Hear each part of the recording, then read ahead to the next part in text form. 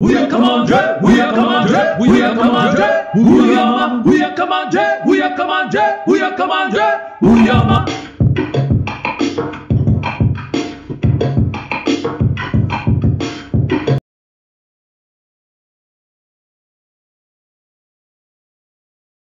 Bonjour à toutes et à tous.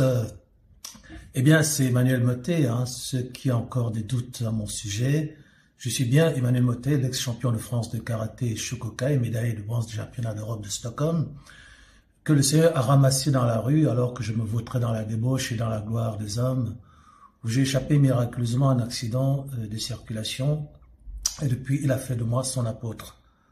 Et l'évangile que j'ai reçu, au-delà de mes études doctorales, postdoctorales, je ne l'ai pas reçu d'un homme, je l'ai reçu directement du Christ, que je rencontre face à face, que je vois tous les jours. Vous savez, il est écrit dans Nombre 12, 8, au sujet de Moïse, qu'il n'y a pas de serviteur comme lui dans toute la maison d'Israël, parce que il voit Yahweh face à face. Il a une représentation de l'Éternel. Yahweh lui parle sans énigme, bouche à bouche. Nombre 12, 8, c'est exactement mon cas. Et aujourd'hui, je suis venu donc traiter de manière terminale une polémique qui agite le monde de la foi depuis des milliers d'années, c'est-à-dire depuis plus de 2000 ans, où le Christ est venu enseigner l'évangile du royaume concernant le thème de la prédication de la femme. La femme doit-elle prêcher? Nous allons enfin vider cette polémique, crever cet abcès, et j'espère le guérir dans les âmes de ceux qui sont encore dans la confusion à ce sujet. C'est un sujet extrêmement grave parce qu'en réalité, il remonte au comportement de la femme dans le jardin d'Éden, où elle a pris l'autorité sur l'homme. Lorsque elle est allée flirter avec le serpent et que le serpent l'a convaincu qu'elle peut s'affranchir de la loi de Adam, qu'il a accueilli dans le jardin, qui connaissait la loi du jardin, du mode de fonctionnement du jardin, qui en avait la garde. Elle a simplement été accueillie. Mais lorsque le serpent lui a suggéré qu'elle pouvait être un dieu au-dessus d'Adam, eh bien, elle n'a pas demandé la permission d'Adam. Elle a mangé l'arbre de la connaissance du bien et du mal. Lorsqu'elle est devenue cette femme dominante, alors elle allait imposer par la séduction à son mari de manger aussi de l'arbre. Donc la femme a pris autorité sur son mari dans le jardin de l'Éden. C'est factuel. Genèse chapitre 3. Donc elle n'a pas demandé la permission. Et c'est pour ça que Elohim a dit, bon, femme, comme tu as fait ça, désormais, les choses vont changer. Tes désirs se porteront vers ton mari, et ton mari, c'est-à-dire l'homme, dominera sur toi, la femme. Non pas d'une manière militaire, mais en imposant ce qu'il n'a pas su imposer, c'est-à-dire la loi du jardin d'Éden, c'est-à-dire la loi de l'Éternel pour le fonctionnement de la planète, pour le fonctionnement du couple homme, du premier couple humain. C'est-à-dire que désormais, l'homme va devoir avoir une séance de rattrapage, c'est-à-dire qu'il aura la garde des lois divines, et toi désormais, eh bien, lorsque tu reviendras avec tes propres désirs de ton côté, après avoir flirté, avoir eu une relation sexuelle magique, mais rituelle avec le serpent, c'est pour ça que le Seigneur a dit, au serpent, ta postérité sera ennemie de la postérité de la femme. Donc il y avait deux postérités. Il y avait la postérité du serpent et la postérité de la femme. Donc, on a dit à la femme, désormais ce sera plus comme ça. Quand tes désirs se porteront vers ton mari, eh bien ton mari dominera sur toi, il te résistera. C'est pour ça que les femmes sont entrées en rébellion. Et c'est pour ça que Paul a dit dans 1 Timothée 12, 2:12, je ne permets pas à la femme d'enseigner. Je ne permets pas à la femme d'enseigner et de prendre autorité sur l'homme parce que c'est elle qui a d'abord péché. D'accord? On va revenir pas à pas là-dessus.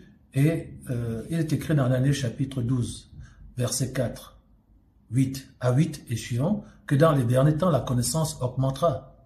Plusieurs la connaîtront, ils seront blanchis, épurés, lavés, sauvés, mais aucun des méchants ne comprendra. Donc, nous sommes parvenus au temps de la fin, il est temps de vider la polémique. Est-ce que la femme doit prêcher? Mais regardons tout d'abord les faits. Voici ce que disent ces prédicatrices femmes qui ont décidé de prêcher et de braver, en fait, la parole divine. Mais nous allons enquêter de manière, je dirais, scientifique, hein, puisque la parole de Yahweh, c'est une science. Puisque Yahweh, hein, moi je dis pas Dieu, parce que Dieu c'est Zeus, Yahweh c'est son nom en hébreu, Y-A-H-U-A-H, le tétragramme YHWH. Donc on va voir effectivement ce que dit la Bible et ce que disent ces femmes qui prêchent. Écoutons d'abord les faits. Il y a des gens qui disent que la femme ne peut pas prêcher. Mais regarde, moi, je prêche. Oui, lorsque je suis arrivée dans une église et qu'il fallait maintenant prendre le baptême pour pouvoir avancer dans ma foi, j'ai entendu le pasteur de l'église dire « Le Seigneur vous aime, mais attention mes sœurs, vous ne pouvez pas prêcher. » Jésus m'a parlé, il est venu me chercher dans ma chambre, me dire que je suis sa servante, que je dois prêcher, et en même temps, ce pasteur, un homme, me dit qu'il est écrit que la femme ne peut pas prêcher. J'ai retourné les Écritures depuis Genèse jusqu'à Apocalypse. Et là, je réalise que cet homme a pris un verset hors de son contexte. Où Paul dit, je ne permets pas à la femme d'enseigner, où il ordonne une situation comme aujourd'hui, un pasteur peut prendre une décision par rapport à cette église parce qu'il voit qu'il y a des problèmes. Et il en a fait une doctrine. Le Dieu de Déborah, c'est mon Dieu, qui place la femme en autorité, juge en Israël, prophétesse, est en train de juger tout le peuple d'Israël qui venait devant elle. Si le Seigneur a utilisé l'âne pour parler au prophète, c'est pas toi, femme, qu'il ne peut pas utiliser. Vous oubliez le verset, lui-même, Paul parle et dit de la part du Seigneur, en Christ, il n'y a plus ni juif, ni grec, ni homme, ni femme.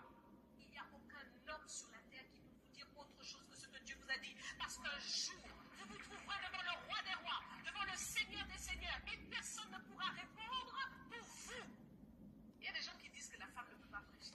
Alors donc on va répondre point par point par rapport aux propos de cette femme. D'abord elle dit, elle prend les exemples de Déborah qui était juge en Israël, et puis bon, elle dit que comme Déborah était juge, donc Déborah prenait l'autorité sur l'homme, en l'occurrence, et que sous ce rapport on ne peut pas interdire à la femme de prêcher et lui demander de ne pas prendre l'autorité sur l'homme. C'est pourtant ce qui est écrit. Mais répondons d'abord que dans le cas de Déborah, que ces femmes se plaisent à citer, en disant qu'il était juge en Israël, eh bien d'abord les juges ne sont pas des prédicateurs.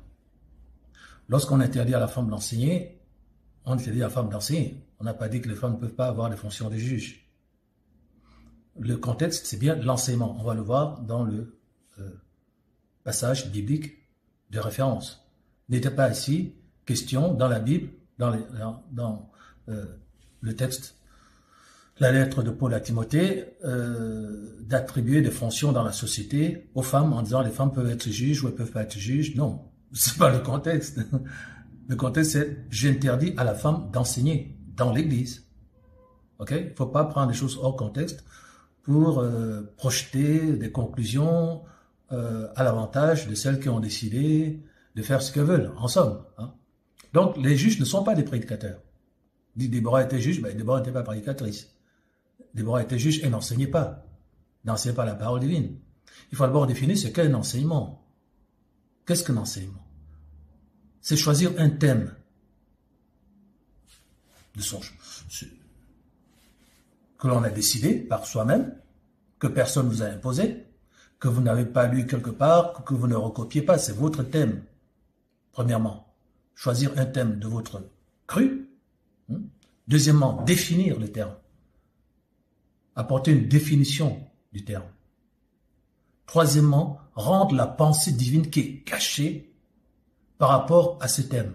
C'est pour ça qu'on dit prédicateur, c'est-à-dire prédire, dire l'avenir, ou dire ce qui est caché dans les ténèbres, ce qui est caché dans le monde visible, invisible. En fait, les prédicateurs, c'est des gens qui ont une notion qui leur permet de pénétrer le monde invisible pour aller chercher les messages qui s'y cachent, qui s'y trouvent.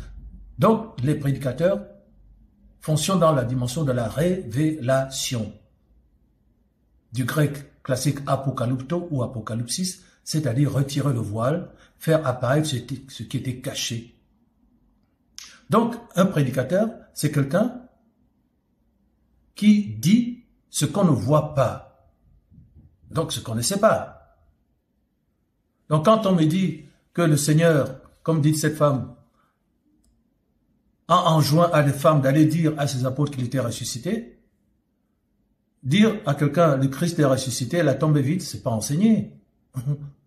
Tu as transmis un message, ce n'était pas ton message, c'est le message du Seigneur, c'est le message de l'ange que tu as retransmis. Ça, la femme peut le faire. Dans mon église, je n'interdis pas aux femmes d'exhorter, mais chaque femme doit comprendre qu'il y a une différence entre enseigner, c'est-à-dire, je le répète par définition, choisir un thème de son cru, le définir et aller chercher dans le monde invisible le message caché qui est la pensée divine de ce thème. Quatrième point, confronter ce message au monde visible que nous appelons le monde virtuel où les gens vont se sentir interpellés. Cinquième point, il faut que ce message soit capable de transformer les gens. Donc, je répète, c'est quoi enseigner? Choisir un thème de son cru, qui peut avoir, qui est nécessairement inspiré par le Seigneur. Hein? Voilà, Philippiens 2.13, c'est Yahweh qui met en nous le vouloir et le faire selon son bon plaisir. Donc, il faut que le thème soit vient du Seigneur. Il faut que le thème 1 vienne du Seigneur. 2, il faut définir le thème. 3, il faut révéler la pensée divine par rapport à ce thème. 4, il faut que ce message divin soit confronté aux réalités qui t'entourent, au monde qui t'entoure, aux gens qui sont dans la salle, qui se sentent interpellés.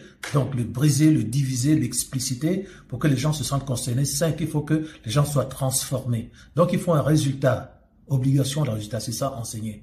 Donc, les femmes qui étaient près de la tombe du Christ, qui ont vu l'ange leur dire, allez alerter mes apôtres pour leur dire que je suis ressuscité, ce message-là, le Christ est ressuscité, c'est pas un enseignement, puisque ça ne venait pas d'elles. Ce n'était donc pas un thème de leur cru. Elles ne sont pas allées le chercher, elles n'ont pas cherché à le définir. Tout le monde sait que le Christ est ressuscité, ce que c'est. Elles ne sont pas allées chercher un message caché dans le monde invisible, puisque c'est un message qui ne venait pas d'elles, qui n'était pas caché, c'était une évidence. C'était pas un message qui était censé confronter le monde alentour pour transformer les gens et parler de ses disciples. Donc, ils connaissaient déjà le message de Christ. Donc, vous voyez déjà la confusion qui est lié à ce qu'on appelle l'obscurantisme, c'est-à-dire le refus du progrès, le refus de l'objectivité. Donc, les femmes à qui on a dit « allez dire à mes apôtres que je suis ressuscité » n'étaient pas des enseignantes. Elles n'ont pas enseigné, elles ont transmis un message. Et ça, la femme doit pouvoir le faire. Il faut que les femmes qui sont dans mon église, c'est ce qu'elles font. Moi, j'ai une diaconesse. Quand elle va sur YouTube, elle dit « voici ». Je viens apporter ce message sous l'onction de l'apôtre Emmanuel Mottet. Vous voyez? Donc, la femme dit, je ne suis pas capable de produire par moi-même un enseignement selon la définition de l'enseignement. Ce n'est pas mon travail. Mais mon travail, c'est comme les femmes qui étaient témoins de la résurrection de Christ. Elles ont rapporté un message qu'elles ont reçu. Donc, quand la sœur, ma diaconesse, transmet sur YouTube un enseignement que j'ai donné, ce n'est pas elle qui enseigne. Vous voyez? Donc, on ne dit pas que la femme ne doit pas exhorter, qu'elle ne doit pas faire passer des messages, qu'elle ne doit pas communiquer la pensée divine. Elle doit le faire dans des conditions strictes. C'est qu'elle indique qui est son apôtre et sous l'onction de quel apôtre elle donne ce message. Si elle est dans une église où il y a un pasteur, il faut que le pasteur soit lui-même connecté à un apôtre, puisque Matthieu 16, 18 à 20 est clair, c'est aux apôtres qu'il a été donné la clé du royaume des cieux. Ceux qui sont les architectes de la maison divine. Selon qu'il est dit, sur la révélation que j'ai donnée à Pierre, qui était Shimon Bar Yona, qui est devenu Pierre, c'est-à-dire apôtre, donc sur la révélation de nos apôtres, je bâtirai mon église, c'est-à-dire je donnerai aux apôtres l'architecture de ma maison dans les cœurs des gens, et ils pourront les transformer, les édifier, bâtir le temple de Yahushua en eux, afin qu'ils deviennent comme le Christ. Hein, c'est ce que dit Luc 9, 23, c'est le but de l'évangile. Celui qui veut venir après moi, qu'il renonce à lui-même, qu'il prenne chaque jour sa croix et qu'il me suive. Venir après moi, c'est-à-dire être fait d'après mon modèle, d'après mon architecture. Il faut qu'il renonce à lui-même, qu'il prenne sa croix, c'est-à-dire qu'il crucifie sa chair et qu'il me suive. C'est-à-dire qu'ils marchent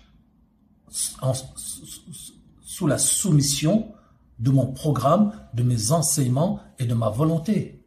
Mais ça seul, le message apostolique, la dimension apostolique peut l'apporter.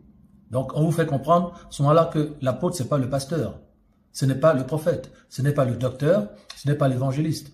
D'accord? Nous avons un PDF d'enseignement de tous ces ministères. Hein? J'ai sorti un livre qui s'appelle « Conversation avec Yahushua », puisque quand je l'ai rencontré, nous avons des discussions, un dialogue qui a duré des heures. J'ai retranscrit ça dans un livre qui s'appelle « Conversation avec Yahushua ». Je donne la définition des ministères, de la structure de l'Église, son modèle de fonctionnement, l'Église que Yahushua voulait bâtir. C'est de ça qu'il s'agit. Donc, voilà d'abord ma première approche. Il y a une fausse définition de l'enseignement. Et là où il y a, c'est pour ça que même dans la Bible, on dit que le diable se cache dans les détails. Là où il y a la confusion, là où il y a des débats, un zèle amer, un esprit de dispute, nous dit Jacques, c'est là que le diable travaille. Et surtout, quand il y a un mauvais enseignement, ou quand il n'y a pas d'enseignement, quand il y a la confusion, c'est là que le diable travaille. Donc, ces femmes ont utilisé l'absence de la définition du verbe enseigner pour se mettre à enseigner, en disant on peut enseigner.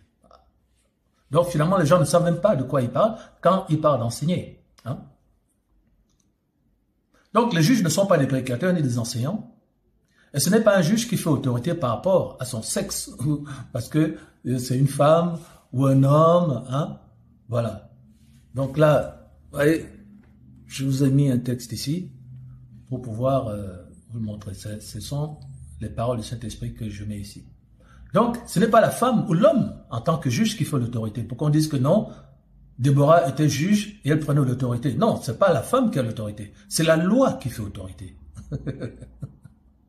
Donc là, je suis en train d'exposer les mensonges et les stratagèmes du diable. Hein, comme Paul disait, nous ne sommes pas ignorants des stratagèmes de Satan. Donc on dit que Déborah avait de l'autorité parce qu'il était juge. Non. Et que donc, de surcroît, c'est une femme. Donc c'est une femme qui avait de l'autorité. Non, aucune femme n'a d'autorité. Aucun homme n'a d'autorité en tant que juge. C'est la loi qui, dans le domaine de la magistrature, dans le domaine juridique, ce n'est pas les hommes ou les femmes qui ont l'autorité. Puisqu'il y a des juges qu'on condamne. Il y a des juges qui se comportent en contravention de la loi, on les condamne ou on les révoque. Donc ça prouve que ce n'est pas eux qui ont l'autorité. Ça veut dire que c'est la loi qui a l'autorité. Puisque c'est avec ces mêmes lois qu'on les condamne, qu'on va révoquer des juges, qu'on va dire, monsieur le juge, vous avez mal fait votre travail. Donc voilà comment nous exposons le mensonge de Satan. Ce n'est pas l'homme, ce n'est pas Déborah, femme, qui avait l'autorité parce qu'elle était juge. Non, c'est la loi qui a l'autorité. Ok? Donc, et un juge n'est pas là pour enseigner. Un juge, il a un code civil qu'il lit et qu'il applique. C'est pas lui qui l'a écrit. Hein? Les lois là, elles ont été votées dans un parlement. Il y a le pouvoir parlementaire et il y a le pouvoir judiciaire. C'est deux trucs différents. D'accord? Ce n'est pas le juge qui fait les lois. Donc, il n'a aucune autorité. Hein? C'est la loi qui a l'autorité. Il est là pour appliquer la loi. C'est pas la même chose. Il y a l'autorité législative, donc ceux qui font la loi, et il y a l'autorité judiciaire, ceux qui l'appliquent. Vous voyez comment on est en train d'exposer les diables? Ouais, mais attendez, voilà. Parce que vous voulez pas écouter les apôtres, vous voulez écouter ce qui vous plaît. Aujourd'hui, un apôtre va vous dire, on va vider cette polémique aujourd'hui. Donc, les prédicateurs, celui qui enseigne est responsable de son enseignement. Tandis que le juge, c'est pas lui qui est responsable de la loi. On peut pas venir lui dire, mais l'article A2.13 du Code civil qui prévoit que si un homme viole sa femme, eh bien, il faut qu'il rende des comptes à la justice. Bon, moi, j'estime que non. Attendez, on peut quand même discuter. Non, non. Parce que ça ne dépend pas de toi. C'est écrit, donc tu ne peux rien faire. Donc voilà, terminons avec cette affaire. Il n'y a pas d'autorité de la part des juges, c'est la loi qui fait autorité. Les juges ne sont pas là pour enseigner. C'est pas qu'ils choisissent, c'est pas eux qui choisissent les thèmes de leur jugement. Hein? C'est un code pénal ou civil qui a déjà tout inscrit. Or, l'enseignement réservé, c'est pour ça que je parlais des 5 ministères, au ministère de l'enseignement. C'est-à-dire, d'abord au ministère apostolique, c'est le ministère, ce qu'on appelle la parole, il y en a 5. Et 1 Corinthiens 12, 28 vous donne également la définition de la véritable église. Il y a une hiérarchie dans la véritable église. Dans l'église que Christ est venu bâtir, il y a une hiérarchie. 1 Corinthiens 12, 28, il a donné premièrement les apôtres, secondement les prophètes, troisièmement les docteurs, quatrièmement ceux qui ont la capacité de faire des miracles, c'est-à-dire les évangélistes, et enfin ceux qui ont le don de gouverner, les pasteurs. Donc il y a une hiérarchie. Pourquoi il dit premièrement? Premièrement, proton en grec classique, c'est-à-dire la première pierre. C'est la pierre qu'on pose avant de bâtir une maison. Quand vous voulez bâtir une maison, vous cherchez un architecte. Mais quand vous voulez bâtir la maison du Seigneur, vous oubliez l'architecte. C'est quoi le problème? Hein? Si vous voulez bâtir une maison, il faut un architecte. Donc vous ne pouvez pas bâtir la maison divine sans d'abord poser la pierre qu'on appelle l'apôtre. Vous voyez où on en est là? Voilà. Mais maintenant, ces femmes-là qui prêchent, que vous avez vu là, son apôtre, c'est qui? Hein? C'est qui? Elle vient revendiquer la prédication à l'enseignement. On vient de voir qu'elle ne sait même pas ce que c'est que enseigner, puisque la définition qu'elle a donnée est fausse. Et puis on voit bien qu'elle n'a pas d'apôtre sous l'onction duquel elle enseignerait. Donc, c'est pour ça que il est écrit que il persévérait dans la prédication des apôtres. Hein? La prédication des apôtres et non des prophètes. C'est vous qui avez fait des prophètes, des enseignants. Ah oui, les prophètes, parce qu'il y a aussi maintenant les prophétesses, parce qu'elle dit comme je suis prophétesse, je peux enseigner. Mais on va voir tout à l'heure dans l'Apocalypse comment le Seigneur reprend une église, parce qu'elle a laissé une femme, la femme Jézabel, qui se dit prophétesse, enseigner. C'est-à-dire que même Jean a montré que le Seigneur était contre l'enseignement, parce qu'on ne parle que du pauvre Paul. Mais on a oublié que Jean aussi a écrit que la femme ne peut pas enseigner. Qu'elle se dise, même si elle se dit prophétesse. Le Seigneur dit, ce que j'ai contre toi, ce que tu as laissé la femme Jézabel, qui se dit prophétesse, enseigner. C'est pas ça qu'on voit dans les églises. On va voir le verset tout à l'heure. Peut-être vous dites que je suis en train d'inventer. On va voir tous ces versets. Donc, en ce qui concerne les prophètes, ce ne sont pas des enseignements au même titre, des enseignants au même titre que l'apôtre. Les prophètes, le Seigneur met ses messages dans leur bouche et ils n'ont pas besoin de travailler des enseignements qu'ils vont produire par leurs études pour montrer leur compréhension du Christ, comme les apôtres auxquels il a été donné la clé du royaume des cieux. Donc vous ne connaissez même pas la différence entre les ministères. Voilà. L'apôtre, c'est celui qui apporte la nourriture. Il la met dans une église. Le pasteur est comme un chef cuisinier. C'est pas le chef cuisinier qui prépare et qui distribue dans le restaurant, mais est-ce que c'est le chef cuisinier qui apporte la nourriture dans le restaurant? Le chef cuisinier, il travaille pas la terre. C'est pas un agriculteur. Ok? Donc, le pasteur, son travail, c'est de distribuer la nourriture apostolique. C'est les apôtres qui apportent la nourriture. Les pasteurs la mettent en forme et par un esprit d'amour, de compassion, il s'assure que chacun a bien reçu sa part. Mais c'est la nourriture apostolique, c'est pas lui qui l'invente. Le travail du prophète, c'est de voir dans les visibles le quoi, qu'est-ce que le Seigneur veut faire, où il veut le faire et quand il veut le faire. Il n'a pas besoin d'inventer, de construire les enseignements. Il ouvre la bouche et le Seigneur parle directement. Il dit, voici ce que dit le Seigneur, voici ce que dit l'Éternel. D'accord? C'est ce que fait, par exemple, Agabus, hein, dans Actes 11, 21 à 28. La main du Seigneur était avec eux et un grand nombre de personnes crurent et se convertirent au Seigneur. Ok? Donc, on va un peu pousser comme ça. Pardon. On va pousser comme ceci, que vous voyez un peu. Voilà.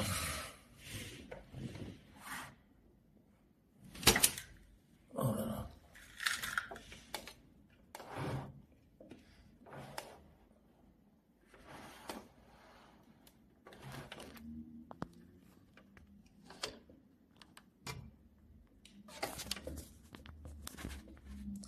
The things I do for you guys. Voilà. Donc, la main du Seigneur était avec eux et un grand nombre de personnes crurent et se convertirent au Seigneur.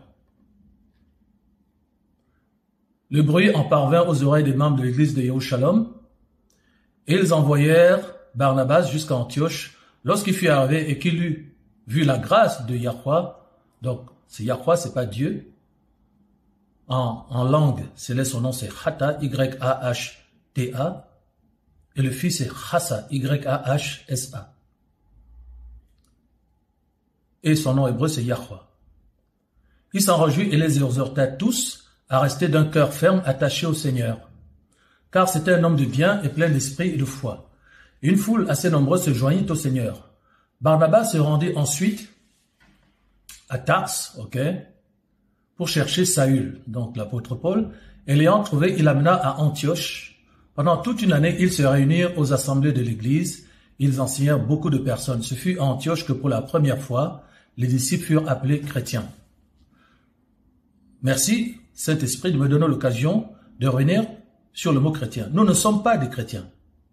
Ce mot, comme vous le voyez ici, c'est un mot qui est en réalité une insulte païenne que les païens ont utilisé pour la première fois à Antioche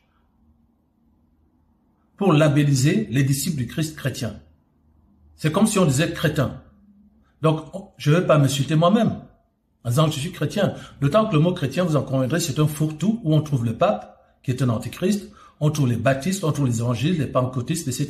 Cette espèce de panier à crabe qui n'est pas biblique, personne n'a enseigné dans la Bible d'être chrétien, le Christ l'a jamais enseigné, les apôtres l'ont jamais enseigné.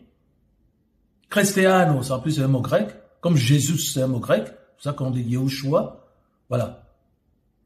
Donc, c'est pour ça que Paul dit, si on vous traite de chrétiens, supportez et glorifiez Yahweh à cause de ce nom. C'est comme si on disait, vous les chrétiens, vous êtes des imbéciles. Voilà les imbéciles qui arrivent. On entend les imbéciles qui chantent dans l'appartement là-haut là. Eh bien, glorifiez le Seigneur parce qu'on vous insulte à cause du nom du Christ. Vous voyez? Donc, vous n'avez pas d'apôtre, vous n'avez pas de révélation, vous êtes dans la religion, vous vous annonnez sans comprendre n'importe quoi. Et donc, voici que l'un d'eux, nommé Agabus, qui était un prophète, on dit en ce temps-là, des prophètes descendirent de Yerushalom à Antioche. C'est pour vous montrer ce que fait un prophète. Il n'est pas là pour faire des enseignements de son cru. Il est là pour rendre ce qu'il a vu. Il ouvre la bouche, le Seigneur parle. Le quoi, le où et le quand. Donc, je suis en train de donner des définitions des ministères là. L'un d'eux, nommé Agabus, donc l'un des prophètes, se leva et annonça par l'Esprit, je précise, pas par tes visions là, diaboliques qui sortent on ne sait d'où.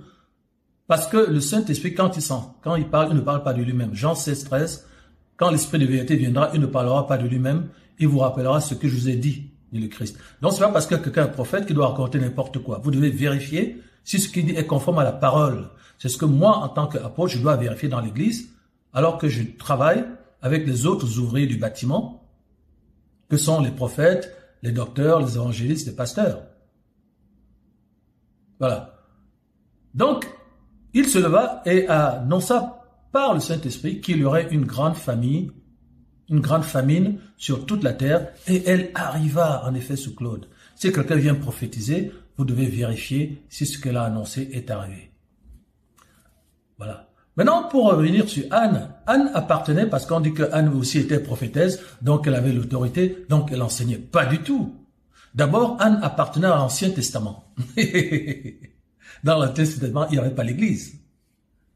Donc, quand on dit que la femme doit penser, on parle de l'Église, on parle d'une structure qui a été inventée par le Christ pour le fonctionnement de la nouvelle alliance.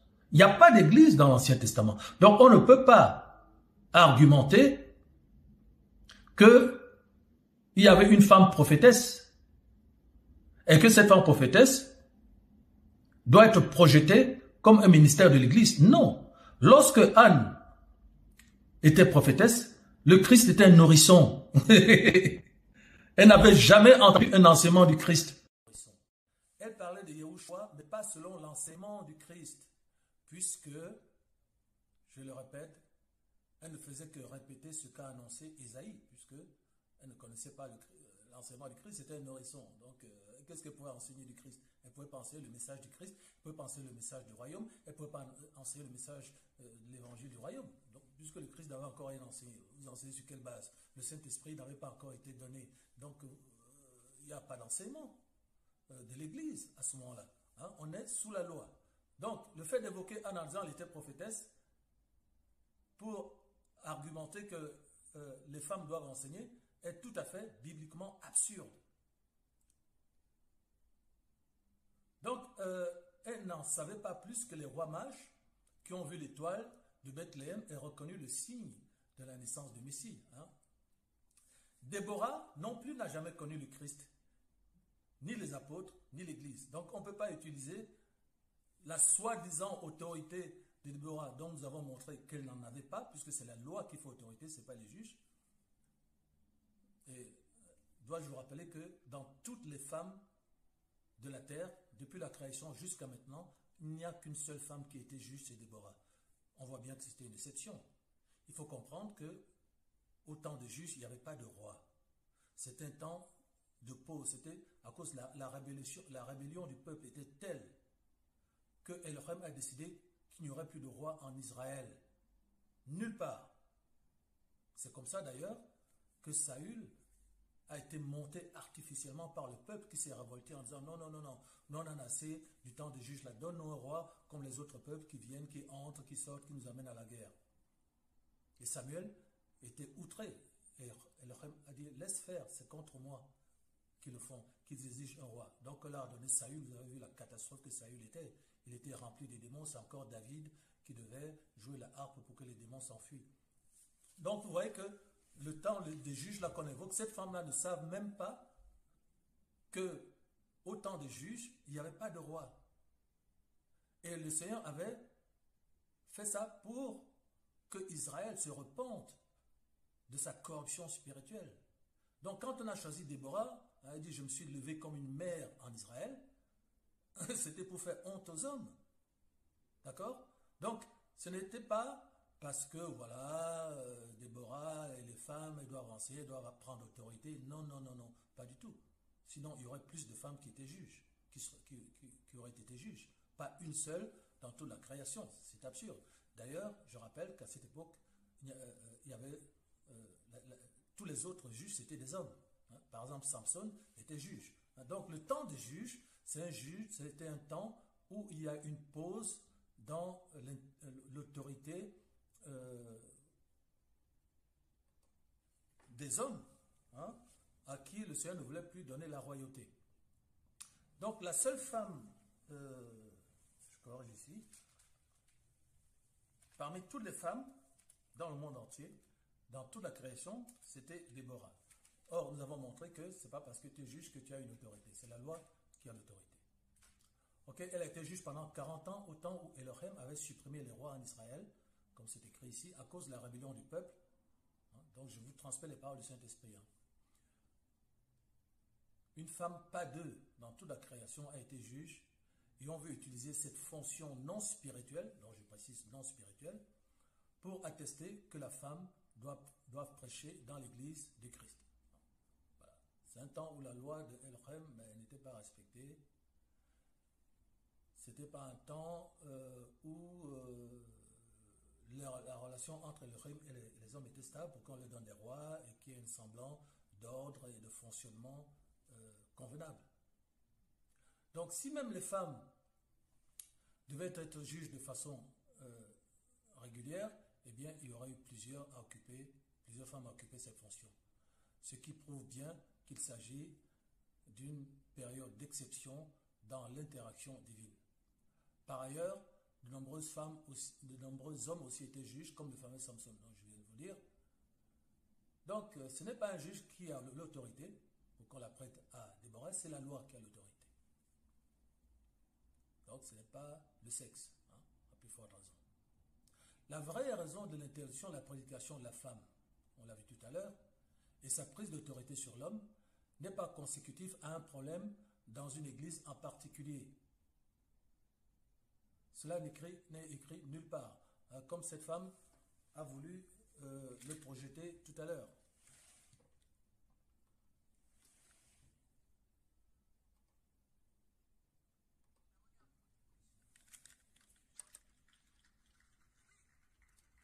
Lorsque je suis arrivée dans une église et qu'il fallait maintenant prendre le baptême pour pouvoir avancer dans ma foi, j'ai entendu le pasteur de l'église dire « Le Seigneur vous aime, mais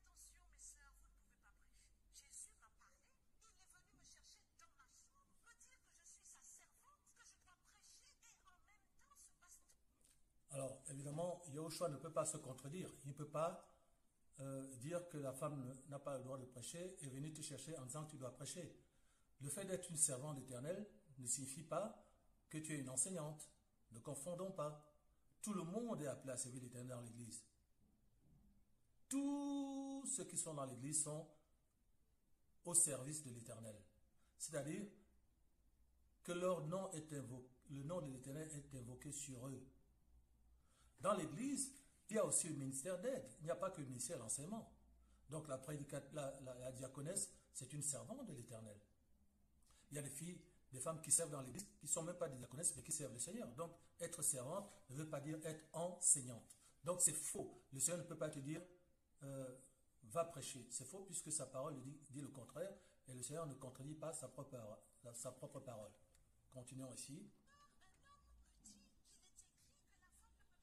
J'ai retourné les Écritures depuis Genèse jusqu'à Apocalypse. Et là, je réalise que cet homme a pris un verset hors de son contexte. Paul dit, je ne permets pas à la femme d'enseigner, où il ordonne une situation comme aujourd'hui, un pasteur prend une décision par rapport à cette église. Alors ça, c'est un mensonge total, puisque elle invente un contexte qui n'est pas biblique. Elle dit que Paul est venu dans une église. Paul n'a jamais été dans une église lorsque ce texte-là est invoqué. Ce texte-là, ce n'est pas une prédication de Paul dans une église, c'est une lettre de Paul à Timothée. Premier mensonge. Second mensonge, elle dit que non, c'est un pasteur qui réglait un problème dans une église. Ah bon, je croyais que c'était Paul. Voilà. Maintenant, Timothée n'était pas pasteur. Timothée n'avait pas d'église. Timothée était évangéliste. On va le voir dans les textes bibliques qui le précisent. Et c'était un jeune évangéliste en formation que Paul était en train de former. Paul était en train de donner à Timothée la doctrine apostolique, la nourriture apostolique, le modèle de fonctionnement dans l'église. Paul n'a jamais parlé à une église. Il n'est jamais venu traiter un problème dans l'église. Timothée n'avait pas un problème avec l'église, dans une église locale. Il n'était pas pasteur, donc il n'était pas à la tête d'aucune église. C'était juste un évangéliste. Les évangélistes travaillent dans l'église avec un pasteur. Les évangélistes ne sont pas les dirigeants d'une église. D'accord? Ceux qui font l'église, ce sont les apôtres, ce sont les architectes. Lorsqu'il a le plan de l'église, il amène les autres, il invite les autres ouvriers du bâtiment, les maçons, les carreleurs, les gens qui vont faire la toiture, la peinture, tout ça c'est quoi? C'est les prophètes, c'est les docteurs, c'est les évangélistes, c'est les pasteurs pour qu'ils travaillent ensemble. D'accord? Mais celui qui fonde l'église, c'est bien l'apôtre et c'est lui qui identifie les ministères qui doivent travailler avec lui. Donc en aucun cas, Timothée n'était dirigeant d'une église et Paul n'était pas venu dans l'église de Timothée, soi-disant, pour régler un problème concernant une femme. Parce qu'il prend une décision par rapport à cette église, parce qu'il voit qu'il y a des problèmes. Et il en a fait une doctrine. Le Dieu de Déborah, c'est mon Dieu. Voilà. Vous voyez comment le mensonge s'enchaîne. Après, elle enchaîne avec Déborah. Soit disant que Déborah avait l'autorité parce qu'elle était juge. Vous voyez, Déborah était dans l'Ancien Testament, alors que Paul est dans le Nouveau Testament, en train de mettre en place la structure de l'Église. Vous voyez la confusion satanique? Déborah n'a rien à voir avec l'Église. Un magistrat, ça n'a rien à voir avec l'Église. Un magistrat, ce n'est pas un enseignant. Un magistrat est là pour appliquer le code pénal. Vous voyez comment Satan travaille à travers cette femme. Place la femme en autorité, juge en Israël, prophétesse, est en train de juger tout le peuple d'Israël qui venait devant elle. Si le Seigneur a utilisé l'âne pour parler au...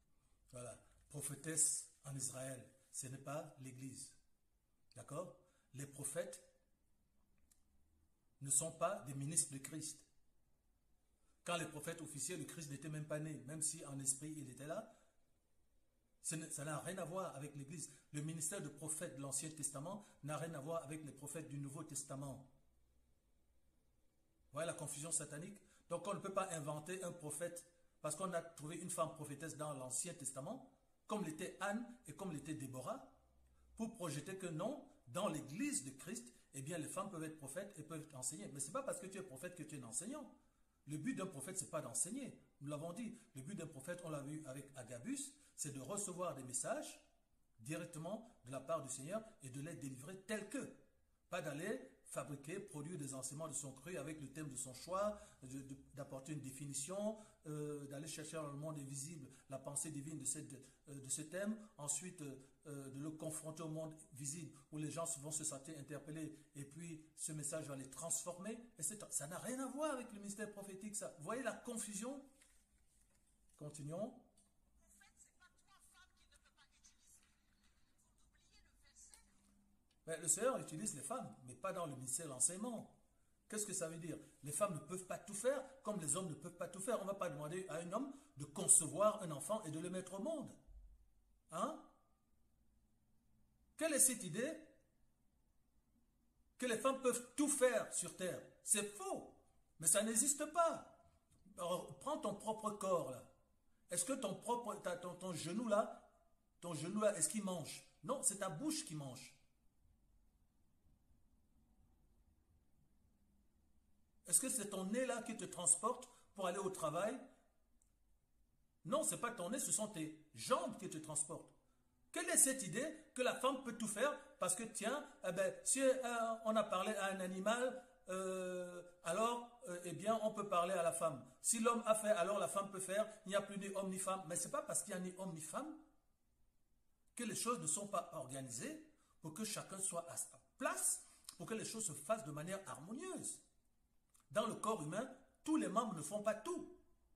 Les bras font ce que les bras ont à faire, les mains font ce que les mains ont à faire. Si on te coupe les doigts, tu verras que tu auras des problèmes parce que là, tu verras que les doigts font ce que ton bras ne peut pas faire. Pourtant, ils appartiennent au même corps. Donc, ce n'est pas parce qu'on est tous des êtres humains et qu'on est tous des hommes et des femmes qu'on n'a pas de fonctions précises que les uns peuvent faire et que les autres ne doivent pas faire, afin que justement le corps, que l'humanité, que la société fonctionne de manière harmonieuse. Il faut que chacun soit à sa place. Dans le jardin l'Éden, la femme a fait la même chose. On lui dit qu'il ne faut pas manger l'arbre de la connaissance du bien et du mal, parce que sinon tu en manges. Si tu manges, tu mourras. Elle était dans un cadre idéal. Elle avait l'homme parfait, l'homme qui venait de la côte d'Adam. Tout allait bien. Elle sort de là, elle va écouter le serpent parce qu'il était beau, parce qu'il marchait sur ses deux jambes, et qu'il était étrange, et qu'il était bizarre, et qu'il était marrant, il était drôle. Elle couche avec lui, elle mange l'arbre de la connaissance du bien et du mal, elle devient une sataniste, elle va séduire son homme. Après, quand on lui dit, mais femme, ce que tu as fait là n'était pas bien. Désormais, quand tes désirs là, vont te reprendre pour aller vers ton mari, pour lui imposer tes visions du monde, eh bien ton mari résistera sur toi. Elle dit, non, non. Les femmes doivent faire ce qu'elles veulent. Qu'est-ce que c'est que ça? Il n'y a ni homme ni femme. Hein? On a tous le Saint-Esprit, on fait ce qu'on veut. Elles ont oublié que l'homme, il n'a pas de menstrues. L'homme, il n'a pas ses règles. Hein? Dans le mois. D'accord? L'homme, il n'a pas un vagin. L'homme, il ne conçoit pas. Il ne met pas les enfants au monde. Il y a des choses qui sont très difficiles que seule la femme peut faire. Vous voyez où on va là? Lui-même, Paul parle et dit de la part du Seigneur, en Christ, il n'y a plus ni juif, ni grec, ni homme, ni femme. Voilà, c'est pas parce qu'il n'y a plus ni juif, ni grec, ni homme, ni femme que chacun doit faire la part des autres. Hein? Non, chacun fait sa part. Donc là encore, c'est une mauvaise utilisation de cette parole. Il n'y a plus ni homme ni femme. Cela veut dire qu'on ne doit plus utiliser, comme on le faisait avec les juifs, comme on le faisait aussi chez les musulmans, où on sépare les femmes. On met les femmes dans une salle et les hommes dans l'autre salle. C'est-à-dire qu'on ne doit pas apporter dans l'Église les principes qui régissent la société, la civilisation et la culture humaine. C'est ça qu'il veut dire. Il veut dire que Christ est venu abattre le mur de séparation. C'est pour ça qu'il ne dit pas simplement homme ni femme, il dit aussi qu'il n'y a plus ni juif ni grec. Vous voyez? Donc ce n'est pas une question de sexe, c'est une question de culture, de croyance et d'interaction religieuse opposées, disparates, antagonistes. C'est ça le contexte. Ce n'est pas une question de sexe. Pour dire que non, les hommes peuvent faire tout ce que font les femmes et les femmes peuvent faire tout ce que font les hommes. Ça, c'est du satanisme.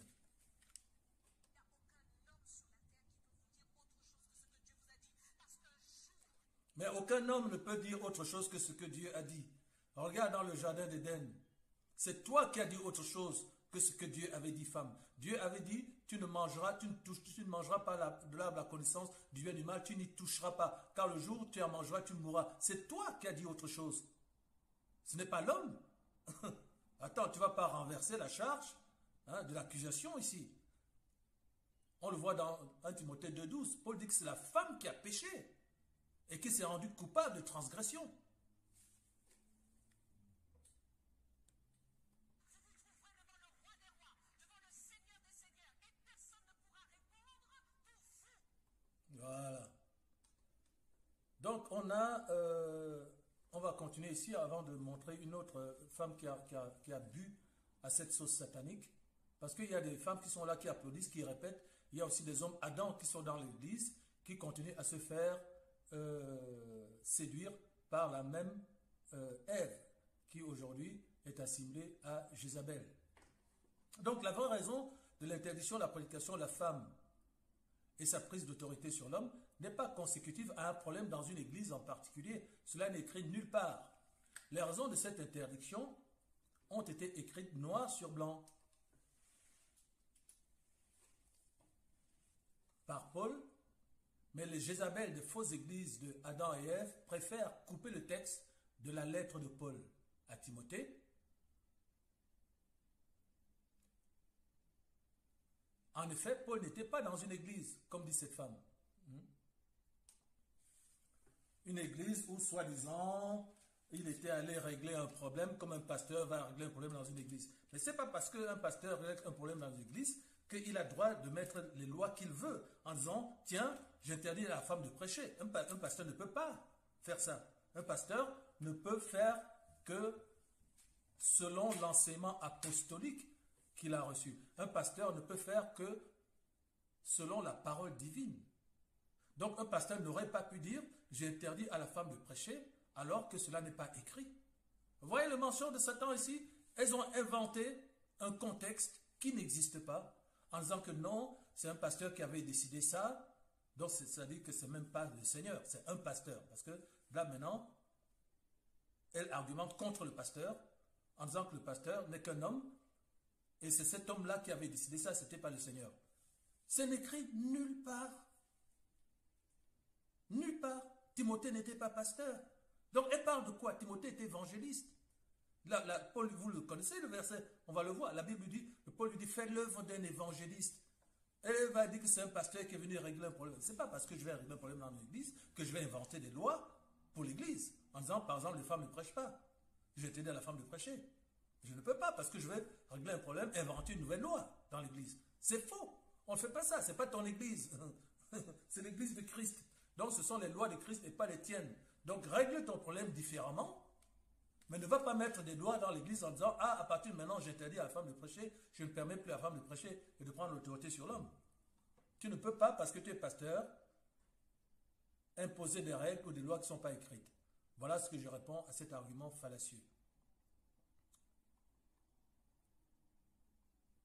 Donc, en fait, Paul écrivait simplement à Timothée, qui était un jeune évangéliste, qui ne dirigeait même pas une église, parce que les évangélistes, de toute façon, ne dirigent pas les églises, contrairement à aujourd'hui.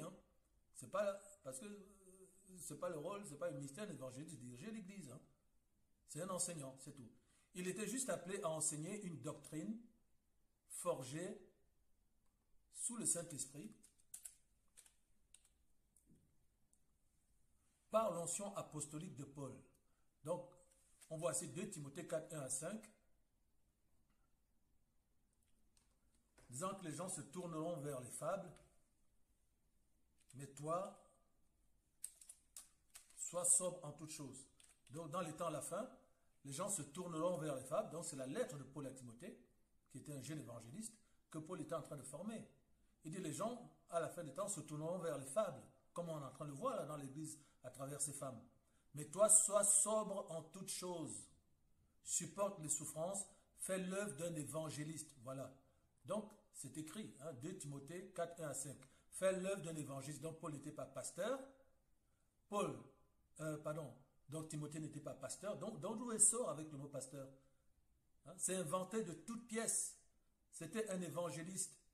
Remplis bien ton ministère. Et Paul n'était pas dans une église.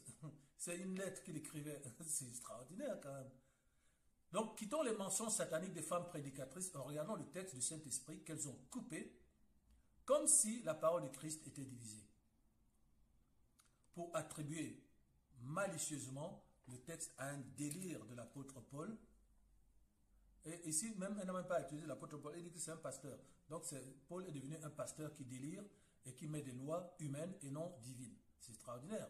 Elle assimile Paul ici à un pasteur.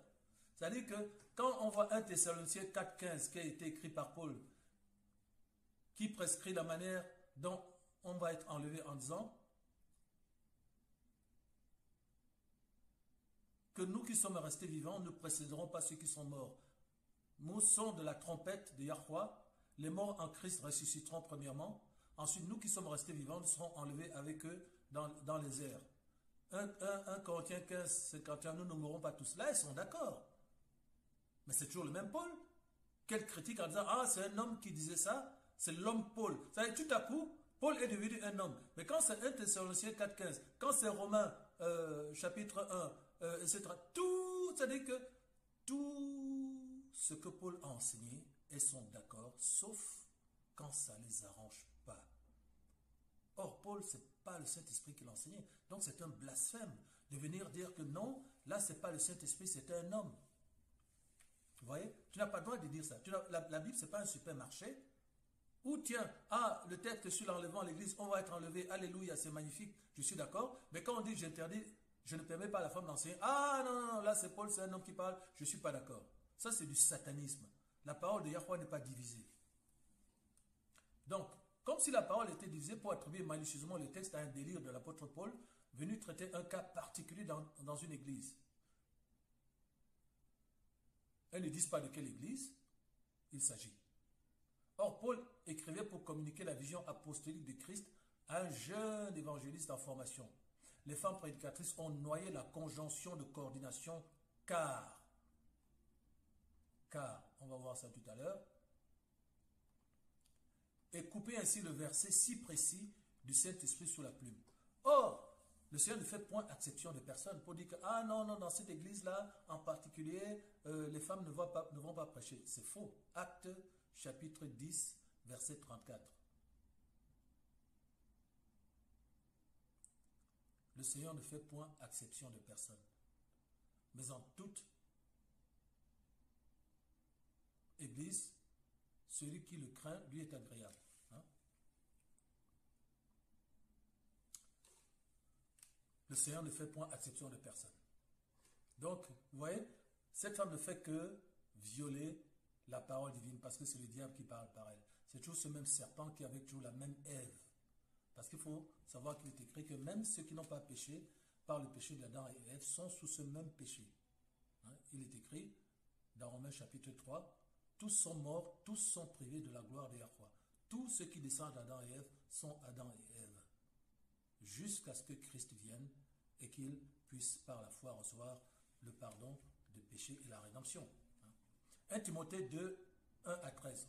Voilà, on y arrive. 1 Timothée 2, 1 à 13. J'exhorte donc avant toute chose à faire des prières, des supplications, des requêtes, des actions de grâce pour tous les hommes, pour les rois et pour tous ceux qui sont élevés en dignité. Donc, voilà le contexte de la lettre de Paul qui va aboutir à l'interdiction à la femme de prêcher. Donc, Paul, ici, il enseigne. Il est en train de donner la vision apostolique pour l'Église. Il est en train d'enseigner la structure de l'Église que le Christ est venu bâtir à Césarée de Philippe dans Matthieu chapitre 16. C'est son travail d'apôtre de poser les fondements. C'est ce qu'il écrit dans 1 Corinthiens 3, 11. J'ai posé le fondement comme un sage architecte et chacun bâtit dessus. Mais il faut que chacun prenne garde à la manière dont il bâtit, car nul ne peut poser un autre fondement que celui qui a été posé, savoir Christ. Donc il fait son travail. Il n'était pas venu ici pour régler un problème de femme. Hein? Voilà. Alors, regarde comment il commence. C'est la doctrine de l'Église pour l'Église globale. J'exhorte donc avant toute chose à faire des prières, des supplications, des requêtes, des actions de grâce pour tous les hommes, pour les rois et pour tous ceux qui sont élevés en dignité, afin que nous menions une vie paisible et tranquille en toute piété et honnêteté. Cela est bon et agréable devant Yahweh notre Seigneur, qui veut que tous les hommes soient sauvés et parviennent à la connaissance de la vérité. Car il y a un seul elle, donc on ne dit pas Dieu parce que c'est Zeus, on dit elle, parce que elle en hébreu c'est père. Elle est, Lama Sabachthani, elle, père, elle est, E-L-I, mon père. Voilà. Car il y a un seul elle, donc elle ça veut dire père, et aussi un seul médiateur entre Yahweh et les hommes, Yahushua homme, qui s'est donné lui-même en rançon pour tous. Pourquoi ils ne disent pas, ah mais ça c'est Paul qui est en train de délirer là, ça c'est une pensée, c'est la pensée d'un homme. Hein? Elles vont attendre quand on va arriver au verset 12 pour dire, ah non, non, non, pour le verset 12 là, par contre, hein, contrairement à ce qui a été dit en haut qui est bien du Seigneur, le verset 12 là on dit que la femme, j'ai été à la femme de prêcher, ah non, non, non, non, là c'est Paul là, là c'est un homme, là ce n'est plus le Seigneur, là ce n'est plus le Saint-Esprit. Elles ont décidé ça comme ça. Hein? C'est sorti de leur sang, de leur cerveau, surgi on ne sait d'où. Elles ont décidé que non. Dans tout ce chapitre-là, eh bien, c'est le verset 12. Là, c'est la chair. Là, c'est particulier. Là, c'est un cas particulier dans une église, alors que le Seigneur ne fait pas de cas particulier. C'est la même parole pour tous. Voilà. Par rapport à ce qu'il dit. Je ne mens pas, chargé d'instruire les païens dans la foi et la vérité. Je veux donc que les hommes prient en tout lieu et levant des mains pures, sans colère ni mauvaise pensée. Là, elle n'a pas dit, ah non, non, non, non, là vous attaquez les hommes là. Ah, il faut laisser les hommes tranquilles. Là, Paul, tu es en train de délirer là. Tu dis que les hommes doivent lever les mains pures, sans colère ni mauvaise pensée. Ah non, non, non, non, non, ça c'est, tu étais venu régler un problème de bagarre entre les hommes dans une église. Donc tu as dit ça en particulier. Hein? C'est où ça? Pourquoi elle ne le dit pas? Parce qu'elle est une femme. Maintenant, regardez le verset 9. Je veux aussi que les femmes vêtues d'une manière décente, avec pudeur et modestie, ne se parent ni de tresses, ni d'or, ni de perles, ni d'habits somptueux, mais qu'elles se parent de bonnes œuvres, comme il convient à des femmes qui font profession de servir Yahweh. Est-ce que c'est ça? Est-ce que c'est ça que vous voyez dans les églises? Est-ce que c'est ça que vous voyez dans les églises?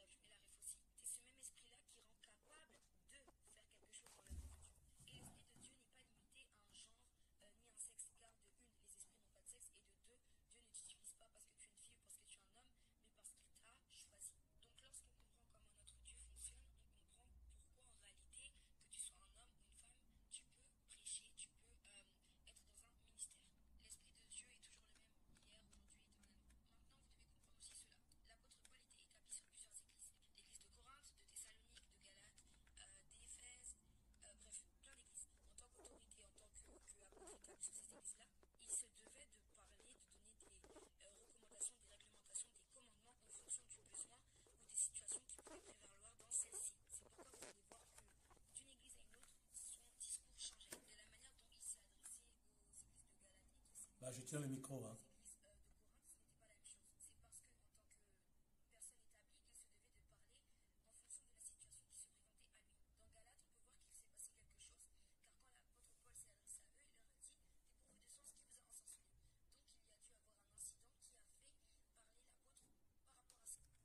Voilà, il a dû y avoir un incident.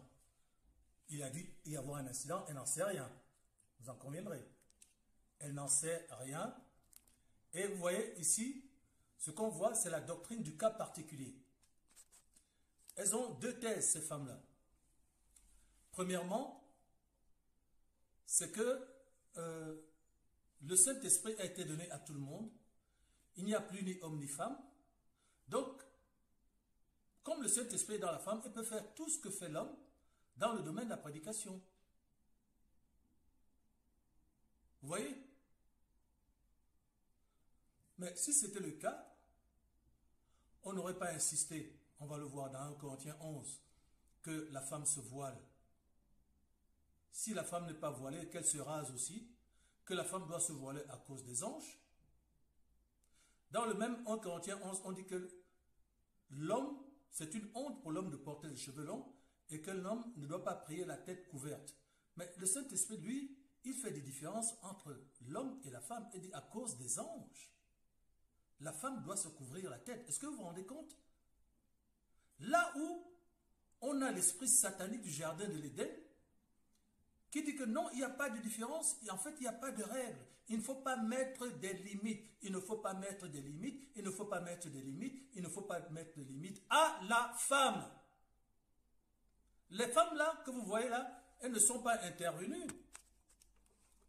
Elles n'interviennent pas pour défendre les hommes. Quand on dit que les hommes, eux, ils doivent lever les mains pures sans colère, qu'ils doivent se couvrir la tête, parce que l'homme est le chef de la femme. Donc la femme doit porter une marque de son autorité en se voilant. L'homme par contre ne doit pas se couvrir la tête. Je suis en train de lire 1 Corinthiens 11, hein. Allez regarder vous-même. L'homme ne doit pas se couvrir la tête parce que son autorité c'est le Christ. Donc l'homme est le chef de la femme, Christ est le chef de l'homme, et Yahweh le Père est le chef de Christ. Dans le royaume des cieux même, il y a une hiérarchie. On établit des distinctions pour un fonctionnement harmonieux. La fille elle-même qui vous parle là, est-ce que c'est son nez qui parle? Non, c'est sa bouche qui parle. Ce n'est pas sa bouche qui regarde, qui a du soleil, qui a un obstacle. Non, ce sont ses yeux. Tout ça appartient au même corps. Mais elle ne peut pas comprendre que ce n'est pas parce qu'on appartient au même corps qu'on ne peut pas avoir les mêmes fonctions. Mais qu'est-ce que c'est quoi le problème de la femme? Donc, c'est-à-dire que on est en train de répéter le problème, le dysfonctionnement de l'Éden. C'est-à-dire que la femme, il ne faut rien lui interdire. L'homme, on peut lui dire, ah non, non, toi, tu ne dois pas te couvrir la tête.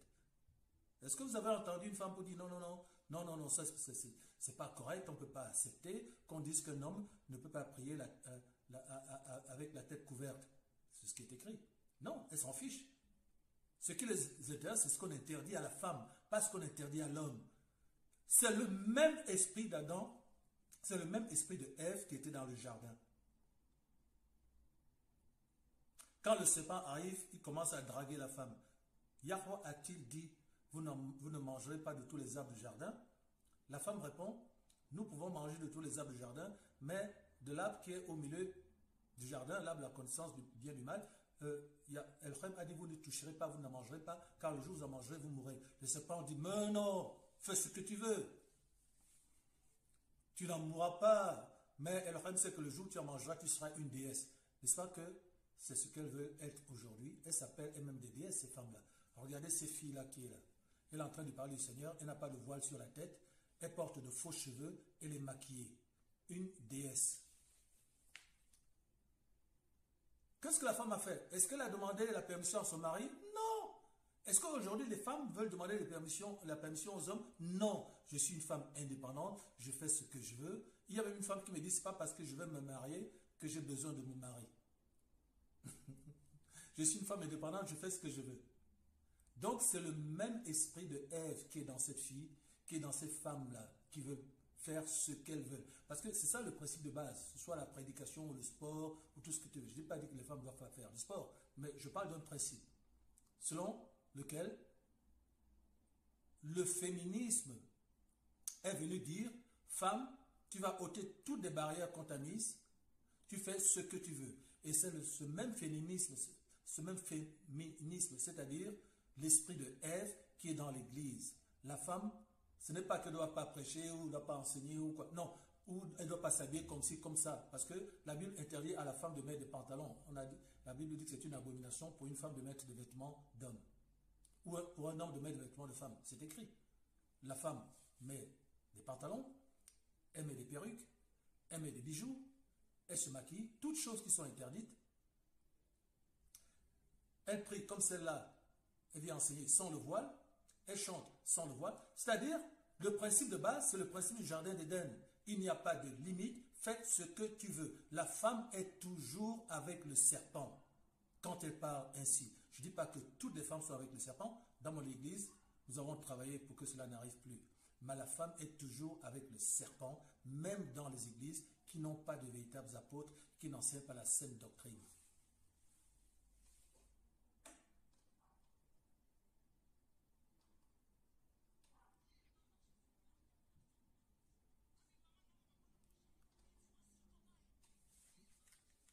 Donc, quand nous parlons de ces choses, nous avons à l'esprit ce qui s'est passé dans le jardin d'Éden. Nous savons que la rébellion de Ève continue dans le domaine spirituel. C'est le travail de Jézabel. Vous voyez cette femme, elle-même, elle a une perruque. Voilà, des boucles d'oreilles. Elle n'est pas voilée, d'accord? Maintenant, si vous allez dans 1 Corinthiens 11, vous verrez qu'il est écrit. Donc, on va regarder ce passage. Hein. Par contre, par rapport à l'aspect de la femme.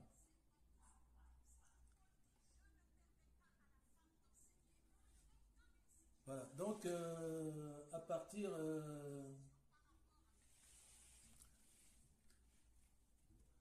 voilà, on va lire ici. Alors moi je vous invite à voir 1 Corinthiens 11, hein, à regarder 1 Corinthiens 11, même si ici on n'a pas l'opportunité de tout voir. Voilà, mais je vais le lire devant vous. Voilà, c'est ma Bible en ligne. Soyez mes imitateurs comme je le suis moi-même de Christ. Je vous loue de ce que vous vous souvenez de moi à tous égards et de ce que vous retenez mes instructions telles que je vous les ai données. Je veux cependant que vous sachiez que Christ est le chef de tout homme, que l'homme est le chef de la femme. Vous voyez, je souligne ici. Voilà, quand on dit chef, ça veut dire que le modèle du bonheur de la femme a été déposé dans l'homme. Souvenez-vous que c'est l'homme qui a demandé la femme au Seigneur. Et l'homme a pris, et le Seigneur a pris l'os de l'homme et il a fait la femme. Donc quand on dit que l'homme est le chef de la femme, c'est-à-dire que le modèle du bonheur de la femme a été déposé dans l'homme. Ça veut dire que l'homme lui-même doit s'assurer qu'il est toujours en connexion divine pour recevoir le modèle dont la femme a besoin afin de le lui transmettre. Donc si l'homme ne le fait pas, c'est ce qui s'est passé en Éden, eh bien il sera un homme incompétent et il va rendre la femme malheureuse et la femme va se révolter. Vous voyez? Or, ce qui s'est passé en Éden, ce n'était pas la faute de l'homme puisque la femme connaissait la loi. Et quand elle a mangé de l'arbre de la connaissance du bien et du mal, elle n'a pas dit, chérie, bon là, il y a le serpent qui me dit qu'en fait, Elohim ne veut pas qu'on mange l'arbre de la connaissance du bien et du mal parce qu'il ne veut pas qu'on soit des dieux. Non, non, non, non. Parce que ça, c'est demander la permission à Adam, c'est se soumettre à l'homme. Non, je suis une femme indépendante, je fais ce que je veux. Vous avez vu le résultat? La chute de l'humanité. Et les femmes sont les premières à pleurer parce que, oh, les hommes sont méchants, il m'a tapé, oh, il m'a trompé, il n'est pas fidèle. Oh, gna, gna, gna, gna. Mais c'est vous qui avez commencé le mal, mes chéris. Hein? Donc, l'homme est le chef de la femme et que Yahweh est le chef du Christ. Ok? Donc, je recommence. Je veux, cependant, donc on est dans 1 Corinthiens 11, 3, je veux pendant que vous sachiez que Christ est le chef de tout homme, que l'homme est le chef de la femme et que Yahweh est le chef du Christ. Si la société ne fonctionne pas comme ça, personne ne sera jamais heureux. La femme ne sera jamais heureuse avec ses crises d'indépendance. L'homme ne sera jamais heureux parce qu'il aura une femme qui ne correspond plus au modèle qu'il a sollicité de la part du Seigneur et qui a été pris de sa côte. Alors regardez maintenant ce qui convient, ce qui est écrit au sujet de l'homme, et vous n'avez entendu aucune femme se plaindre en disant, mais comment on peut traiter nos hommes comme ça? Alors regardez 1 Corinthiens 11, 4. Tout homme qui prie ou qui prophétise la tête couverte déshonore son chef. Est-ce que vous avez entendu une femme dire, ah non, non, non, là c'est Paul qui délire, parce que là, bon, c'est comme un pasteur qui vient traiter un problème de bagarre dans l'église, et puis il a mis cette loi. Non, ça c'est un pasteur qui a fait ça. Non, là ce n'est pas le Saint-Esprit. Non, non, non, non. Vous avez entendu aucune femme dire ça en disant non, c'est scandaleux. Tout homme qui prie, qui prophétise la tête couverte, déshonore son chef. Mais comment? Non, les hommes ils font ce qu'ils veulent. Non, aucune. Là où la femme est intervenue, c'est ici. Toute femme au contraire qui prie ou qui prophétise la tête non voilée déshonore son chef. C'est comme si elle était rasée. Car si une femme n'est pas voilée, qu'elle se coupe aussi les cheveux.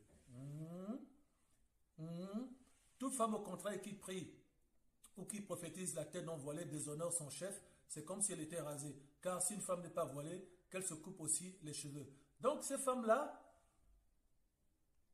déshonorent leur chef.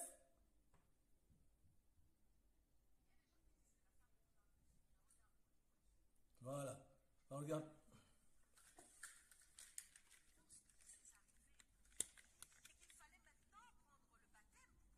Il y a les femmes qui disent, alors je remets le passage parce que là, parce qu'il y a un micro en même temps. Hein. Écoutez ça. Voilà. Il y a les femmes qui disent que la femme ne peut pas prêcher. Regarde, moi je prêche. Hein, les femmes sont non voilées, elle est non voilée. Donc elle déshonore son chef. Donc elle devrait être aussi rasée. Hein. Elle devrait être aussi rasée. Elle déshonore son chef. Voilà. Si une femme n'est pas voilée, qu'elle se rase aussi. Ok? Donc voilà comment ces femmes-là qui viennent nous donner des leçons sur la misogynie, comment elles-mêmes elles déshonorent la parole divine, comment elles-mêmes elles déshonorent le Christ. Parce que vous voyez, non seulement elle n'a pas le droit de prêcher, mais comme par hasard, c'est ces femmes-là qui défient la loi divine, qui défient aussi la loi sur le fait d'être voilée. Vous voyez? Donc, elles ne s'intéressent pas à la loi du Seigneur. Ça ne les intéresse pas. Regardez. Or, s'il est honteux pour une femme d'avoir les cheveux coupés ou d'être rasée, qu'elle se voile. S'il est honteux pour une femme d'avoir les cheveux coupés ou d'être rasée, qu'elle se voile. S'il est honteux pour une femme d'avoir les cheveux coupés ou d'être rasée, qu'elle se voile. Toute femme qui n'est pas voilée, elle déshonore son chef. Voilà. Aujourd'hui, on va en finir avec cette polémique. Et on va laisser la parole du Seigneur triompher des bêtises et des passions animales. Or, s'il est honteux pour une femme d'avoir les cheveux coupés ou d'être rasée, qu'elle se voile. On est dans 1 Corinthiens chapitre 11. Hein. Bon, tous ceux qui veulent lire peuvent aller lire. Hein. Regardez le verset 7. Ici, 1 Corinthiens 11, 7. L'homme ne doit pas se couvrir la tête puisqu'il est l'image de la gloire de Yahweh, tandis que la femme est la gloire de l'homme. On n'a pas entendu une femme se plaindre en disant, mais comment on peut traiter les hommes comme ça? Hein? Pourquoi? Parce que ça ne les regarde pas. Ce qu'il ne faut pas, c'est interdire à la femme. L'homme, on peut lui interdire du matin au soir, ce n'est pas leur problème. C'est l'interdiction des femmes qui ne les arrange pas. Toujours. Alors c'est toujours le même Paul pour lequel elles sont d'accord avec tout le reste. En effet, l'homme n'a pas été tiré. Écoutez, mais maintenant, le mensonge de cette Jézabel qui a dit que non, Paul a écrit que la femme ne peut pas prêcher parce que, en fait, non, il y avait un problème dans une église en particulier et il est venu régler le problème dans l'église. C'est entièrement faux puisque voici la raison. 1 Corinthiens 11 à partir du verset 8. En effet, l'homme n'a pas été tiré de la femme, mais la femme n'a pas été tirée de l'homme et l'homme n'a pas été créé à cause de la femme, mais la femme a été créée à cause de l'homme. C'est pourquoi la femme, à cause des anges, doit avoir sur la tête une marque de l'autorité dont elle dépend. Donc, on explique pourquoi la femme doit être voilée, hein, parce que j'ai anticipé par rapport à la prédication. On va voir ça tout à l'heure. C'est pourquoi la femme, à cause des anges, ne doit pas avoir sur la tête, ouais, on dit que, on reprend aussi au verset 8, en effet, l'homme n'a pas été tiré de la femme, mais la femme a été tirée de l'homme. Ok? Et l'homme n'a pas été créé à cause de la femme, mais la femme a été créée à cause de l'homme. C'est l'homme qui a demandé la femme au Seigneur. Et le Seigneur a dit, il n'est pas bon que l'homme soit seul, je ferai une aide semblable à lui. C'est l'homme qui a pleuré en disant, oui, j'ai vu le jardin, c'est magnifique, tu as amené même les animaux, je leur ai donné à tous ces noms, mais je n'ai trouvé personne semblable à moi. C'est lui qui a réclamé la femme. Et Yahweh a fait tomber l'homme dans un profond sommeil, il a tiré d'elle une côte, de lui il a fait la femme. Et quand il s'est réveillé, il a dit, ah, voici enfin celle qui est la chair de ma chair, l'os de mes os. Mais la femme qu'on voit aujourd'hui sur terre, elle n'a plus rien à voir avec cette femme-là, puisqu'on sait qu'entre-temps, cette même femme, alors qu'elle vivait dans le paradis, s'est rebellée, elle a trompé l'homme, elle allait coucher avec le serpent parce qu'il était beau, parce qu'il était drôle, qu'il marchait sur ses deux jambes et qu'il a promis la divinité. Aujourd'hui, les femmes n'ont pas changé. Celles qui connaissent pas le Seigneur selon la dimension apostolique, mais qui disent Jésus, Jésus, Jésus partout, c'est toujours les mêmes Ève, les mêmes Jézabel qui veulent prendre l'autorité sur l'homme en disant je suis indépendant, je suis indépendant, je suis indépendante, il ne faut pas mettre des limites, si je veux prêcher, je prêche. C'est pourquoi la femme, à cause des anges, doit avoir sur la tête une marque de l'autorité dont elle dépend. Est-ce que vous vous rendez compte que dans les livres d'Enoch, on explique dans Genèse chapitre 6 que les anges sont venus coucher avec des femmes humaines parce qu'ils virent qu'elles étaient belles et qu'ils en prirent pour femmes et ils ont enfanté des géants sur la terre qui ont commencé des carnages. Ce sont ces géants qui ont été décapités par l'ange à Salalur, dans le livre d'Enoch d'ailleurs que j'ai publié. Ce sont ces anges décapités dont les âmes, les esprits sont devenus ce qu'on appelle des démons et qui travaillent avec un ancien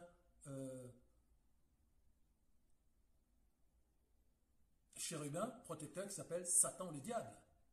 C'est eux aujourd'hui qui font le mal sur la terre et la femme se plaint de ce qu'elle est brutalisée, de ce qu'elle est tuée, de ce que les hommes ne sont pas ci, les hommes ne sont pas ça. Mais en Éden, tu n'as pas demandé à l'homme la permission pour pécher.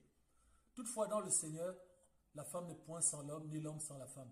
Car de même que la femme a été tirée de l'homme, de même l'homme existe par la femme. Donc, ce n'est pas parce que la femme a reçu le Saint-Esprit qu'elle doit faire ce qu'elle veut. Ce n'est pas parce qu'il n'y a plus d'homme ni femme que la femme doit faire exactement ce que fait l'homme. Hein? Vous voyez? Ce n'est pas parce que sur ton visage, il y a les yeux, la bouche, le nez, que tout ça, c'est toujours la même personne, qu'ils ont la même fonction. Ok? Donc on en vient maintenant au fameux texte, 1 Timothée 2,12. Je ne permets pas à la femme d'enseigner ni de prendre l'autorité sur l'homme, mais elle doit demeurer dans le silence.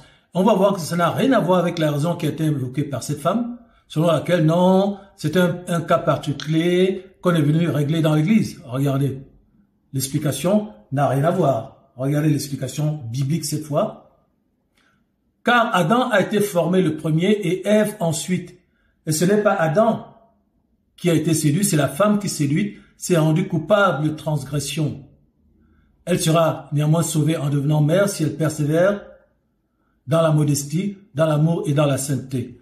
Voilà. Donc pourquoi on ne veut pas que la femme prêche? Parce que elle a pris l'autorité sur Adam dans le jardin et on ne veut pas que ça recommence. C'était pas une question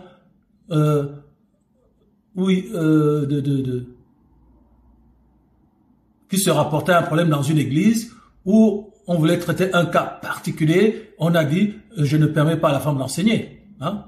Vous voyez le mensonge de Satan? Donc 1 Timothée 2,12, je ne permets pas à la femme d'enseigner, ni de prendre l'autorité sur l'homme, mais elle doit demeurer dans le silence. Pourquoi? Car Adam a été formé le premier et Ève ensuite, et ce n'est pas Adam qui a été séduit. C'est la femme qui séduite s'est rendue coupable de transgression. C'est clair. C'est clair. Voilà la raison pour laquelle on ne veut pas que la femme prenne autorité sur l'homme. Parce que quand on le lui a permis en Éden, ça a été catastrophique. Ça a été catastrophique. Voilà, donc je pense que là, nous traitons ce sujet. Il y a encore quelques éléments que je voulais indiquer. Donc on voit ici le mensonge que je vous ai indiqué tout à l'heure par rapport à cette fille. Donc ça c'est Jézabel qui parle. Regardez comment on traite son cas ici. Quand on vous dit qu'il n'y a pas que Paul qui a parlé de l'interdiction de la femme d'enseigner. Apocalypse 2, 19 à 23. Regardez. Le Seigneur ici il reprend l'église. Ces pasteurs-là qui laissent les femmes enseigner. Ces soi-disant prophètes, apôtres, évangélistes qui laissent les femmes enseigner. Ce sont des Adams. Apocalypse 2, 9 à 13. Regardez. Je connais tes œuvres, ton amour, ta foi, ton fidèle service, ta constance, et tes dernières œuvres plus nombreuses que les premières. Mais ce que j'ai contre toi, c'est que tu laisses la femme Jézabel, qui se dit prophétesse, enseigner. Ok? Tu laisses la femme Jézabel qui se dit prophétesse enseigner. Que de femmes prophétesses dans l'église de Christ qui veulent enseigner. Hein? Elle se dit prophétesse, donc elle l'est pas. Donc parce qu'elle n'a pas été appelée à ce ministère, elle n'a pas été appelée au ministère de l'enseignement. Enseigner. Donc vous voyez, c'est Jean qui parle. Mes bien-aimés, ces gens-là, ce n'est plus Paul. Vous allez encore dire que non. Là, c'est Paul qui est en train de délirer. Non, là, c'est Jean, l'apôtre là, le bien-aimé du Seigneur. Apocalypse 2, 19 à 23. Tu laisses la femme Jézabel qui se dit prophétesse enseigner et séduire mes serviteurs. Oui, je dois enseigner, j'ai reçu le Saint-Esprit comme l'homme, il n'y a plus ni homme ni femme. Regardez mon beau pantalon bien serré, regardez mes beaux bijoux, regardez mes seins. Séduire mes serviteurs avec les paroles que vous avez entendues là. Vous entendez là, c'est ça la séduction. C'est ça la séduction. Je lui ai donné du temps afin qu'elle se repentît. Donc elles ont des messages de séduction pour rendre légitime le fait qu'elles doivent enseigner. Je lui ai donné du temps afin qu'elle se repentît. Toutes ces femmes que vous entendez là, et elle ne veut pas se repentir de son impudicité. Voici, je vais la jeter sur un lit et envoyer une grande tribulation à ceux qui commettent adultère avec elle. C'est-à-dire qui lui permet d'enseigner, qui l'applaudissent. Ceux qui vont regarder ses prédications, qui vont l'applaudir, qui lui disent viens enseigner. Viens enseigner. Je ferai mourir de mort ses enfants et toutes les églises connaîtront, connaîtront que je suis celui qui sonde les reins et les cœurs et je vous rendrai à chacun selon vos œuvres. Donc c'est bien dans le cas de l'église qu'on interdit aux femmes d'enseigner. Donc laissez le temps.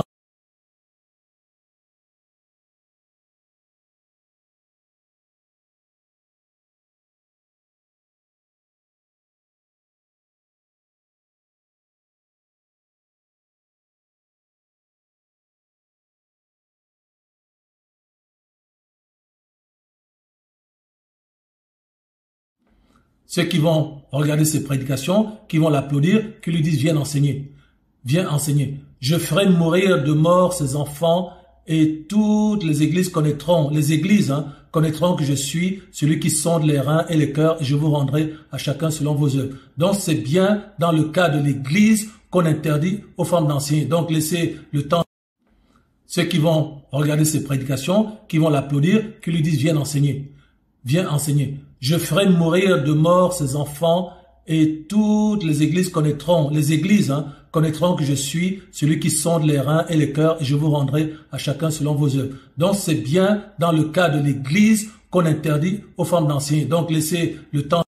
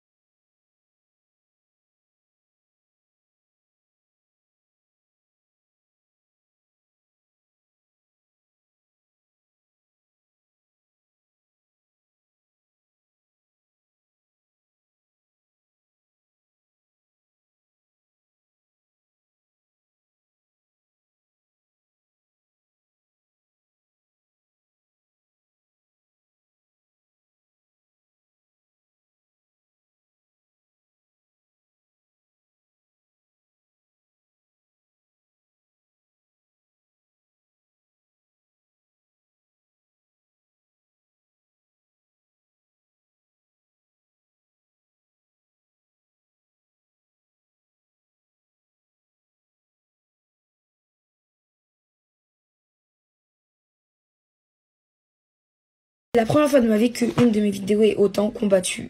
Mais je vais répondre, parce que Satan est un menteur. La femme peut-elle prêcher? Qu'est-ce que dit la parole de Dieu? 1 Timothée 2,12, l'apôtre Paul dit « Je ne permets pas à la femme de prêcher ou d'enseigner si vous voulez, ni de prendre de l'autorité sur l'homme, mais elle doit garder le silence. » Ça, c'est ce que l'apôtre Paul dit dans 2 Timothée du coup. Pourquoi a-t-il dit cela du coup? Il faut savoir qu'il y avait un certain désordre dans cette église-là. Vous pouvez même le voir dans 1 Corinthiens 11 où l'apôtre Paul donne une nouvelle restriction sur le fait qu'une femme ne peut pas prophétiser les cheveux non voilés car elle déshonore son chef. Bref, je mettrai la ref. Donc quand on prend ce verset-là, vous devez comprendre que le même esprit qui permet à la femme de prophétiser est le même esprit qui permet à l'apôtre Paul de prêcher ou à quelqu'un d'autre de prêcher. C'est tout simplement l'esprit de Dieu. Dans Acte 1:8, Jésus-Christ s'adresse aux apôtres en leur disant « Vous recevrez une puissance, le Saint-Esprit survenant sur vous, et vous serez mes témoins dans toute la Judée et aux extrémités de la terre. » Être témoin, c'est pouvoir témoigner de quelque chose que tu as vu ou entendu. La mission de tout le monde est d'être des témoins, on est d'accord? Ce n'est pas que la mission des hommes ou pas que la mission des femmes, c'est la mission de tout le monde. Ce n'est pas par leur propre force que les apôtres ont prêché avec puissance la résurrection de Jésus-Christ, c'est par le Saint-Esprit. Ce même esprit dont Dieu parle dans Joël 2:28 où il dit « Dans les derniers temps, je répandrai mon esprit sur toute chair, vos fils et vos filles prophétiseront, vos jeunes gens auront des visions, bref, je mets la ref aussi. » C'est ce même esprit-là qui rend capable de faire quelque chose dans l'œuvre de Dieu. Et l'esprit de Dieu n'est pas limité à un genre ni à un sexe, car de une, les esprits n'ont pas de sexe, et de deux, Dieu ne t'utilise pas parce que tu es une fille ou parce que tu es un homme, mais parce qu'il t'a choisi. Donc lorsqu'on comprend comment notre Dieu fonctionne, on comprend pourquoi en réalité, que tu sois un homme ou une femme, tu peux prêcher, tu peux être dans un ministère. L'esprit de Dieu est toujours le même, hier, aujourd'hui, éternellement. Maintenant, vous devez comprendre aussi cela.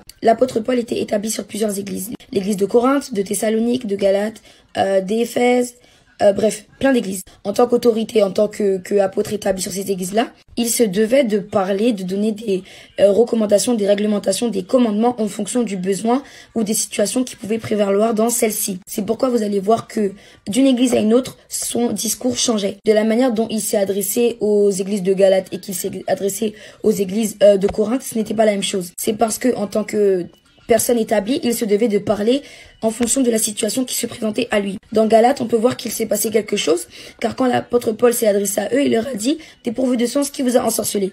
Donc il y a dû avoir un incident qui a fait parler l'apôtre par rapport à cela. Mais ça ne veut pas dire que c'était une généralité pour tous. Parce que même dans Apocalypse, vous allez voir que lorsque Jean parle de la part de Dieu, il y a certaines lettres qui étaient à certaines églises en fonction de comment elles se comportaient. Donc vous devez comprendre qu'il y a certaines choses qui ont été faites à cause d'un événement, à cause de quelque chose. Mais cela ne veut pas dire que la parole de Dieu change. La parole de Dieu est la même tout le temps. Mais il y a un certain contexte et un certain événement particulier. Mais personne ne t'ouvre.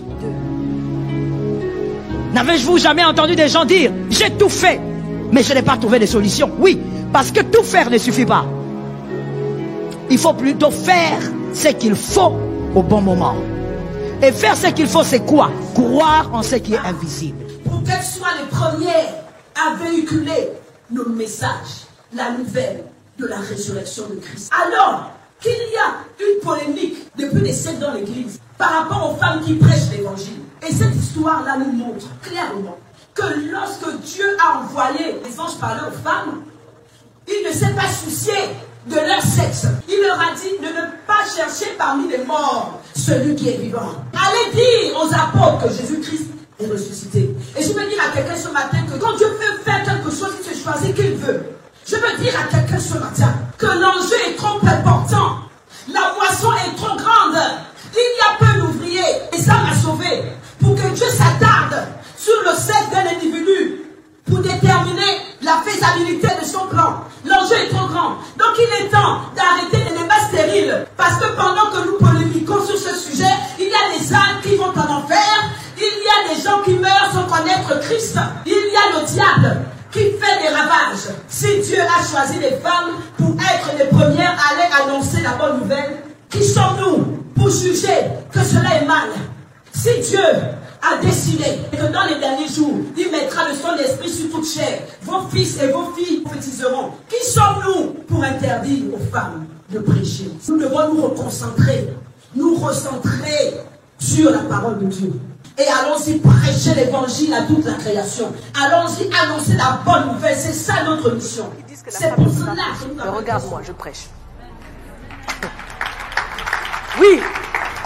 lorsque je suis arrivée dans une église et qu'il fallait maintenant prendre le baptême pour pouvoir avancer dans ma foi, j'ai entendu le pasteur de l'église dire « Le Seigneur vous aime, mais attention mes sœurs, vous ne pouvez pas prêcher. » Jésus m'a parlé, il est venu me chercher dans ma chambre, me dire que je suis sa servante, que je dois prêcher, et en même temps ce pasteur, un homme, me dit qu'il est écrit que la femme ne peut pas prêcher. J'ai retourné les Écritures depuis Genèse jusqu'à Apocalypse. Et là, je réalise que cet homme a pris un verset hors de son contexte, où Paul dit « Je ne permets pas à la femme d'enseigner », où il ordonne une situation comme aujourd'hui, un pasteur peut prendre une décision par rapport à cette église parce qu'il voit qu'il y a des problèmes. Et il en a fait une doctrine. Le Dieu de Déborah, c'est mon Dieu, qui place la femme en autorité, juge en Israël, prophétesse, est en train de juger tout le peuple d'Israël qui venait devant elle. Si le Seigneur a utilisé l'âne pour parler au prophète, c'est pas toi, femme, qu'il ne peut pas utiliser. Vous oubliez le verset, lui-même Paul parle et dit de la part du Seigneur, en Christ il n'y a plus ni juif, ni grec, ni homme, ni femme. Il n'y a aucun homme sur la terre qui peut vous dire autre chose que ce que Dieu vous a dit. Parce qu'un jour, vous vous trouverez devant le roi des rois, devant le Seigneur des seigneurs, et personne ne pourra répondre pour vous.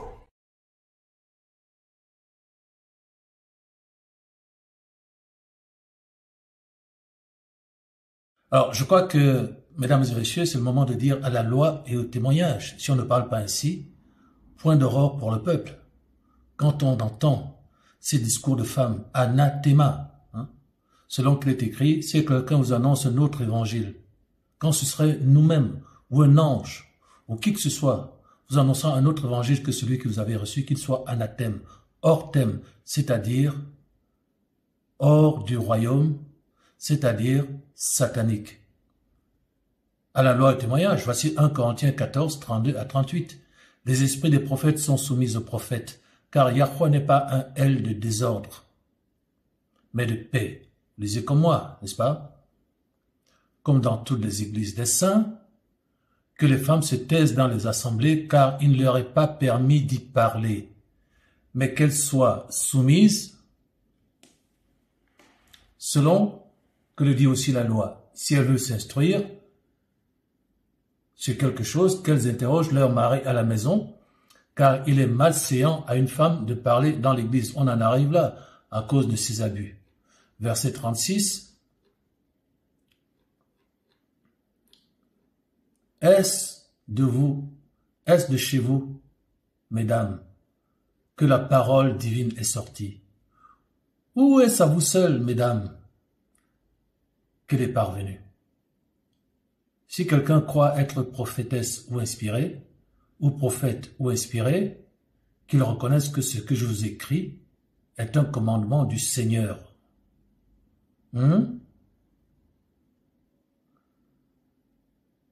Parce que la thèse répandue par ces femmes, c'est que l'avis selon lequel, ou même la prescription selon laquelle il interdit à la femme d'enseigner, est une lubie qui ne vient que d'un homme qui s'appelle Paul.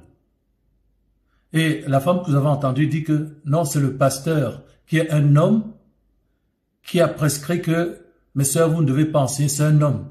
Mais cette femme est une jézabélique.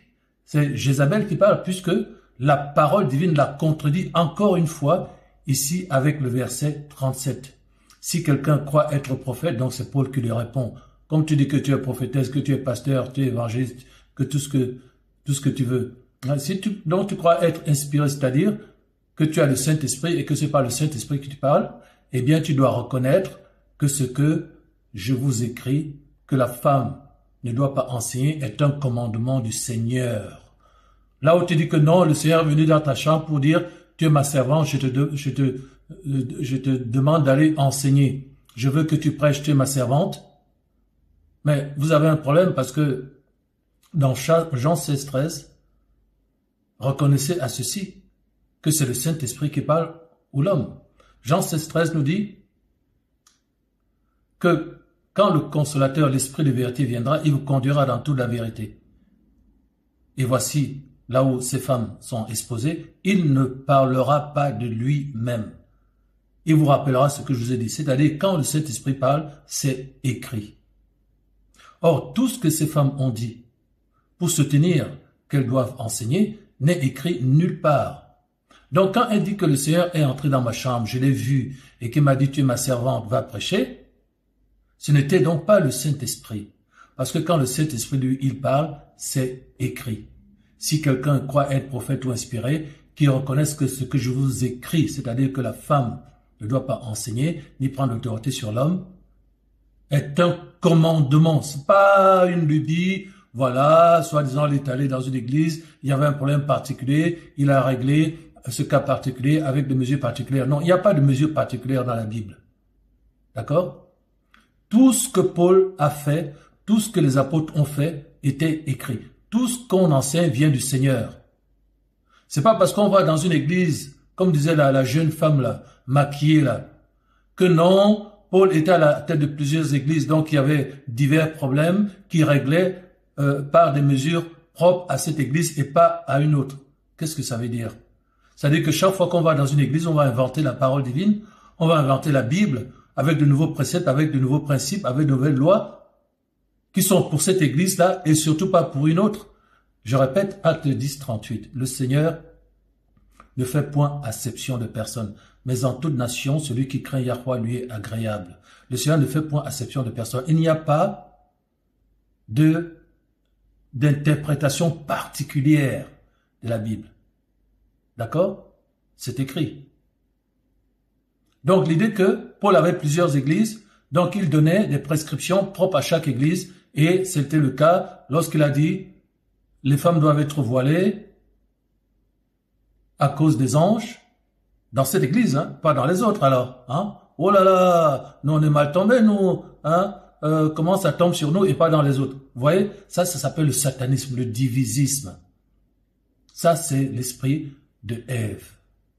Donc, nous devons conclure ici que ce que Paul dit est un commandement du Seigneur. Ce n'est pas une lubie sexiste, hein, pour que les féministes nous tombent dessus. Nous sommes dans 1 Corinthiens 14, 37. Il est temps de vider cette polémique, de crever cet abcès. Ce que Paul dit concernant la femme, disant que la femme ne doit pas enseigner, est un commandement du Seigneur. Si quelqu'un l'ignore, eh bien qu'il l'ignore. Tu verras ça avec le Seigneur. Parce que c'est elle qui disait tout à l'heure que oui, tu vas rencontrer le roi des rois et tu auras affaire à lui parce que tu auras empêché la femme d'enseigner. Ok, je prends un rendez-vous, je viendrai avec les Écritures. Je dis, Seigneur, voici la parole. Maintenant, écoute cette femme. Est-ce que ce qu'elle dit est écrit? Prenons rendez-vous devant le Seigneur. Gardons-nous de toutes ces femmes jézabéliques qui viennent en habit de brebis, qui viennent séduire avec leurs pantalons serrés, avec leurs seins pigeonnants dans l'église, avec leurs bijoux, avec leurs perruques, leurs faux cheveux, et surtout avec ce genre de discours lénifiant qui vient directement de l'antre du diable. Souvenez-vous de ce qui est écrit dans Acte 17, 11. Ces Juifs étaient les Juifs de Béret étaient plus sages que ceux de Thessalonique, Acte 17, 11 à 13, car ils sondaient tous les jours la parole de Yahweh pour vérifier si ce qu'on leur disait était exact. N'allez pas baver devant ces femmes dans les églises, confrontez-les avec la parole. Dites, où est-ce écrit ce que tu dis? Tu n'as pas à venir interpréter où on dit que la femme ne doit pas enseigner, tu commences à inventer des passages, tu vas chercher dans l'Ancien Testament, tu parles de Déborah, tu parles de Anne, mais tout ça, c'est pas l'Église. Hein? On parle de l'Église, là. On parle de l'Église de Yahushua, là où il y a 5 ministères, avec le ministère de diaconesse, le ministère de servante, le ministère d'aide, en somme. Donc, voici la parole du Nouveau Testament. Hein? 1 Corinthiens 14, 37, ce que dit Paul est un commandement du Seigneur. Si tu veux l'ignorer, tu l'ignores. Tu verras ça avec le Seigneur. Soyez bénis. Gare aux fausses ouvrières. Gare à l'esprit de Jézabel et de Ève.